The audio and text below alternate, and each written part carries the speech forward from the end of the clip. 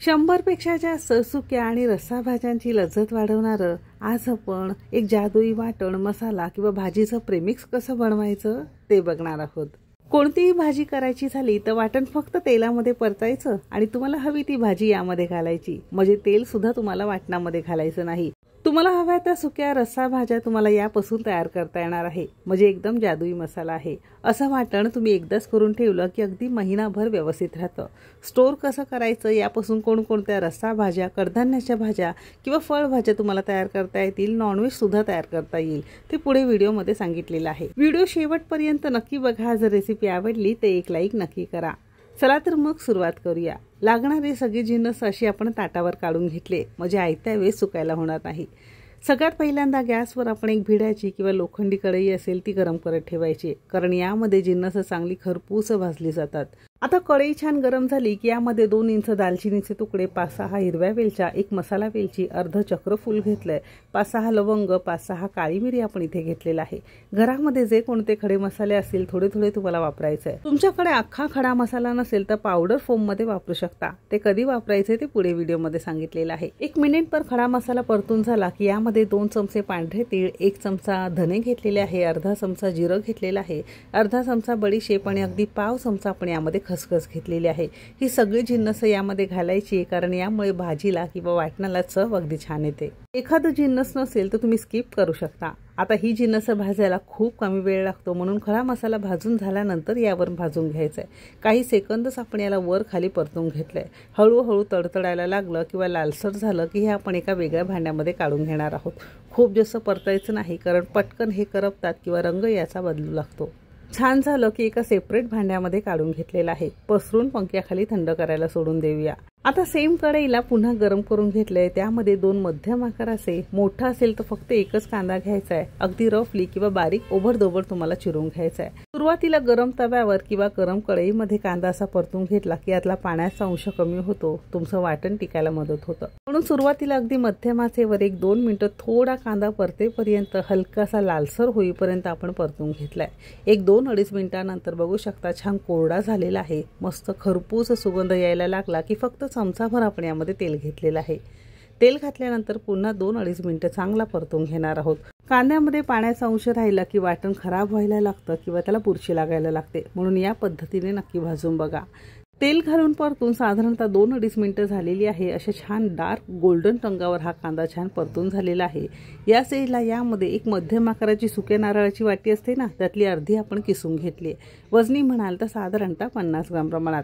शक्यतो किसून घ्या, म्हणजे भाजायला कमी वेळ लागतो आणि मिक्सरला सुद्धा छान बारीक पेस्ट होते। मोठे मोठे तुकडे कराल तर मिक्सरला त्याचे तुकडे तुकडे राहतात।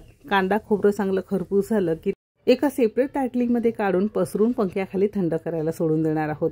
आता पुन्हा सेम कढईमध्ये चमचाभर आपण इथे तेल घेतलेलं आहे। तेल छान कडकडीत गरम झालं की यामध्ये 15 ते 20 कढीपत्त्याची ताजी पानं घातली आहे। फोडणीमध्ये, भाजीमध्ये, नाश्त्यामध्ये कढीपत्ता घातला की तो वेगळा सरळ काढला जातो, म्हणून अशा या वाटणामध्ये घातला की आपसूक न कळत कढीपत्ता आपल्या पोटात जातो। जर लहान मोठी माणसं अशी करत असेल तर वाटणामध्ये कढीपत्ता नक्की वापरा। जास्त कढीपत्ता वापरला तरी सुद्धा चालू शकेल। कढीपत्ता सुरुवातीला 1-2 मिनिटं थोडासा खरपूस कुरकुरीत होईपर्यंत भाजून घेतलेला आहे।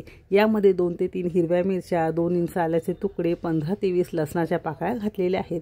हे सुद्धा आपल्याला काही सेकंद परतून घ्यायचं आहे, म्हणजे यामध्ये ओलसरपणा, मॉइश्चरपणा काही राहिलेला असतो सगळं असा हा सुकून जातो आणि तुमचं वाटण टिकायला मदत होते। असं हे हलकंसं झालं की यामध्ये आपण साधारणतः 3 मध्यम आकाराचे टोमॅटो रफली चिरून घेतलेले आहे। मोठे असतील तर फक्त 2च घ्या। आता टोमॅटो आपल्याला साधारणतः 4 ते 5 मिनिटं छान नरम होईपर्यंत परतून घ्यायचं आहे। अगदीच गाळ करायचं नाही, फक्त हलकासा नरम झाला पाहिजे, म्हणजे यातला पाण्याचा अंश कमी होतो आणि तुमचं वाटण टिकायला मदत होतं। तर साधारणतः मोठ्या आचेवरच 1-2 ते 2.5 मिनिटं टोमॅटोची साल थोडीशी नरम होईपर्यंत, सुरकुतेपर्यंत आपण भाजून घेतलेला आहे। असा हा टोमॅटो कधी कधी काय होतो, खूप जास्त महाग होतो, मग अशा वेळेस हे वाटण करून ठेवणं अगदी बेस्ट ऑप्शन आहे। टोमॅटो 2-2.5 मिनिटं झाला की मूठभर देठांसहित कोथिंबीर घातलेली आहे। सध्या कोथिंबीर महाग आहे तर देठं घातली तरी सुद्धा चालू शकेल, कारण देठांमध्ये स्वाद खूप असतो। टोमॅटो जिन्नस सगळी चांगली खरपूस झाली की ही सुद्धा सेपरेट ताटामध्ये काढून घेतलेली आहे। हे सुद्धा आपल्याला पंख्याखाली संपूर्ण थंड करून घ्यायचं आहे। जर तुमची जिन्नस थंड झाली नंतर तुम्ही असं वाटण केलं की ते टिकायला मदत होतं। जर गरम असतानाच तुम्ही असं वाटण केलं पटकन याला बुरशी लागते किंवा हे खराब व्हायला लागतं। या सगळ्या टिप्स वापरून हे वाटण तुम्ही नक्की करून बघा। आता ज्याही मिक्सरच्या भांड्यामध्ये तुम्हाला वाटण करायचं आहे स्वच्छ कोरडं असावं जेणेकरून तुमचं वाटण टिकायला मदत होईल। आता सुरुवातीला भाजलेली ही सुकी जिन्नस आपण मिक्सरच्या भांड्यामध्ये काढून घेतले। लक्षात असू द्या सगळी थंड झाल्यानंतरच आपल्याला काढून घ्यायचं आहे आणि सुरुवातीला याची पावडर करून घेतलेली आहे। आता यामध्येच थंड झालेलं कांदा खोबरं घातलेलं आहे। आता हे वाटण बारीक करत असताना जर होत नसेल तर थोडंसं पाणी वापरलं तरी सुद्धा चालू शकेल। तर ही अशी छान पेस्ट करून एका वेगळ्या भांड्यामध्ये काढून घेतलेली आहे। आता याच भांड्यामध्ये हा टोमॅटो आणि बाकीची जिन्नस सुद्धा काढून घेणार आहोत आणि ही सुद्धा आपण छान बारीक करून घेणार आहोत। टोमॅटोच्या पेस्टला तसं पाणी लागत नाही असं छान हे बारीक झालेलं आहे। रंग बघू शकता किती सुंदर आलेला आहे।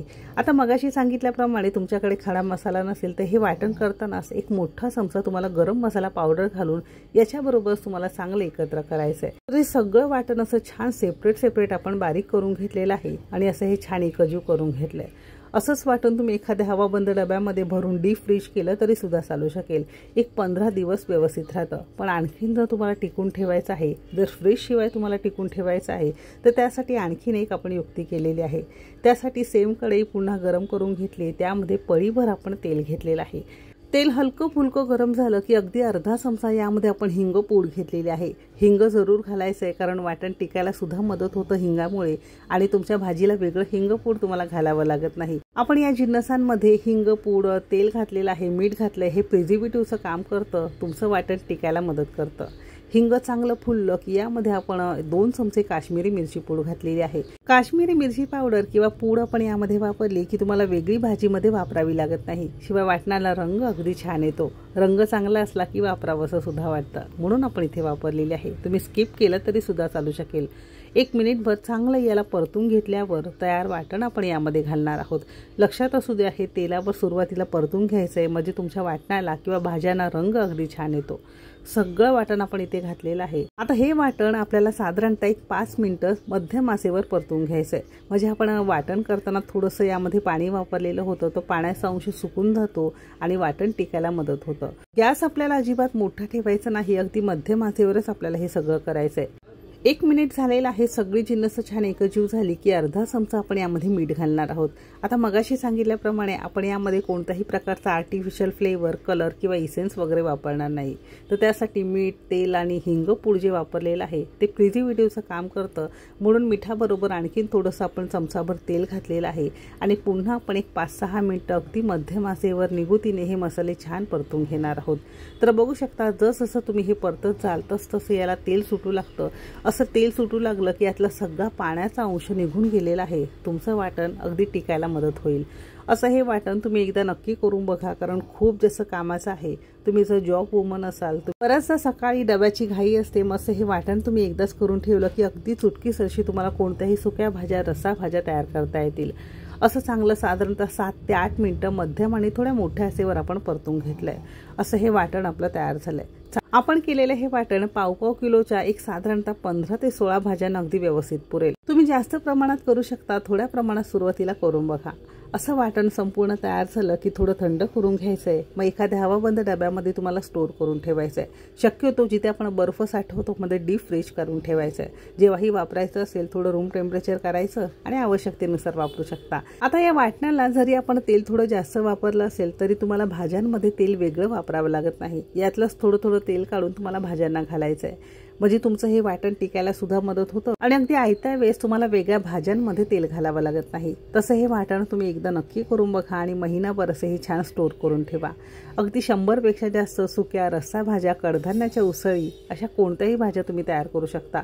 जरी तुम्हाला डब्यासाठी सुक्या भाज्या करायच्या आहेत त्या सुद्धा तुम्ही या वापरून तयार करू शकता। आता हा मसाला वापरायचा कसा त्यापासून एक अगदी झटपट होणारी भाजीचा प्रकार दाखवलेला आहे।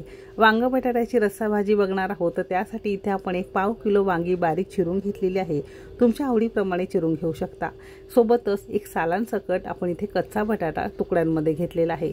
याऐवजी तुम्ही कोणत्याही प्रकारची फळभाजी असेल कडधान्यांची रस्सा भाजी उसळ भाजी बटाट्याची रस्सा भाजी वटाणा बटाट्याची रस्सा भाजी कोणत्याही प्रकारच्या कडधान्याच्या सुक्या रस्सा उसळी असतील ते तयार करू शकता। आता भाजी बनवण्यासाठी गॅसवर सेम कढई पुन्हा गरम करून घेतलेली आहे। कढई छान गरम झाली की यामध्ये आवश्यकतेनुसार म्हणजे साधारणतः आपली एक 400 ग्राम भाजी जर असेल तर त्याला साधारणतः एक 5-6 चमचे आपण वाटण घातलेलं आहे। आता वाटणामध्ये जे तेल होतं तेच तेल यामध्ये ॲड केलेलं आहे। वेगळं तेल यामध्ये तुम्हाला ॲड करावं लागत नाही। आता साधारणतः मध्यम आचेवर 1 मिनिटभर आपण याला चांगलं परतून घेतलेलं आहे। म्हणजे डीप फ्रीजमध्ये आपण हे वाटण ठेवल्यामुळे थोडाफार याला मॉइश्चर पण आलेला असतो। असा मध्यम आचेवर तेल सुटेपर्यंत परतून घेतल्यामुळे सगळा नष्ट होतो आणि तुमच्या भाजीला चव अगदी छान येते। असं छान तेल सुटू लागलं की अगदी पाव चमचा हळद घेतलेली आहे। आवडीप्रमाणे आपल्याला इथे तिखट घ्यायचं आहे। साठवणीचं जे कोणतं तिखट खात असाल ते तुम्ही इथे वापरू शकता। असंही तुम्हाला तिखट हळद यामध्ये वापरायचं नसेल तर वाटणामध्ये तुम्ही वापरू शकता। पण कधी कधी काय होतं तिखट आणि हळद आपल्याला आवश्यकतेनुसार लागते म्हणून असं हे वरून घातलेलं आहे। अगदी पाव चमचा किंवा चवीपुरतं मीठ घातलेलं आहे। आता सगळ्यात शेवटी जरी मीठ घातलं तरी सुद्धा चालू शकेल, कारण वाटण तयार करताना सुद्धा आपण यामध्ये थोडंसं मीठ घातलेलं होतं। आता हे सगळे मसाले कोरडे आपण एक काही सेकंद परतून घेतले। असं थोडंसं कोरडं झालं की याला छान तेल सुटलं की थोडंसं आपण यामध्ये पाणी घालणार आहोत। म्हणजे सुरुवातीला कोरडे परतून घ्यायचे, नंतर थोडंसं पाणी घालून याला चांगलं आपण शिजवून घेणार आहोत। मसाले परतून घेणं शिजवून घेणं तितकंच जास्त महत्त्वाचं आहे। असं वाटण मसाले चांगले परतून घेतले की भाजीला कच्चा फ्लेवर किंवा कच्ची चव येत नाही। असं छान तेल सुटेपर्यंत आपण हे वाटण परतून घेतलंय। आता यामध्ये तुम्हाला जी हवी ती भाजी ॲड करू शकता। कडधान्य कोणतं असेल किंवा फळभाजी असेल, तुम्हाला जे आवडेल ते तुम्ही यामध्ये ॲड करू शकता। असं हे वाटण आपलं छान परतून झालेलं आहे।